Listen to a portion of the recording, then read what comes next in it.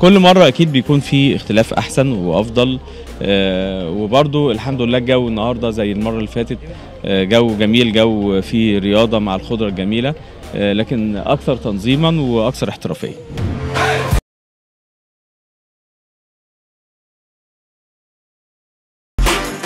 صراحة التنظيم خيال صراحة، يعني التنظيم كويس جدا، فوق ال 1500 بني آدم موجود، مفيش تكدس، مفيش زحمة، نظام كويس جدا في الريجستريشن في كل حاجة صراحة.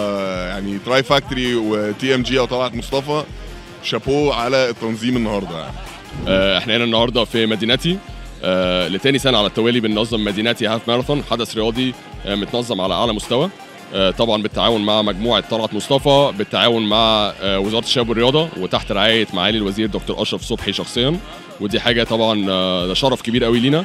احنا بنحاول ان احنا ننظم حدث يجذب كل الأعمار من أول 5 سنين بالفعل لحد فوق ال70، ويعني هدف الايفنت ان هو يوري ان الرياضة للجميع، وان طبعا رياضة الجري رياضة جميلة اي حد ممكن يشارك فيها.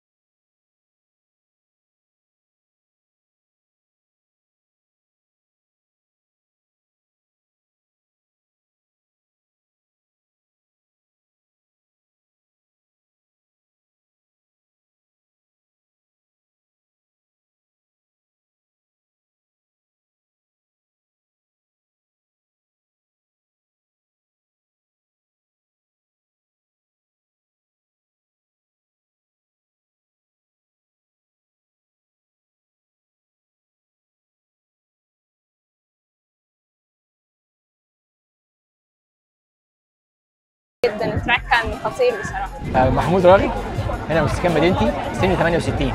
عبير نادي وسنه 52.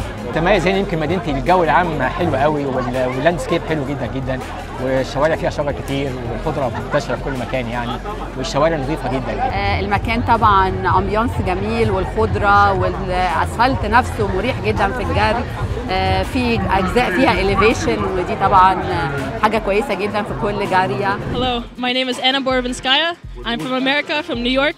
I've been in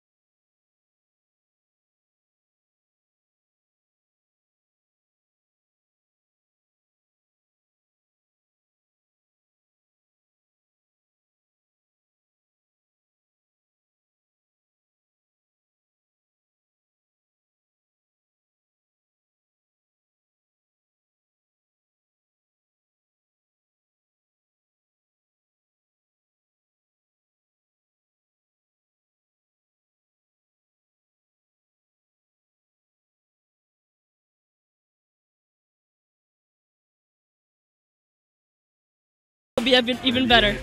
Thank you guys. It's a brilliant penalty. Absolutely faultless.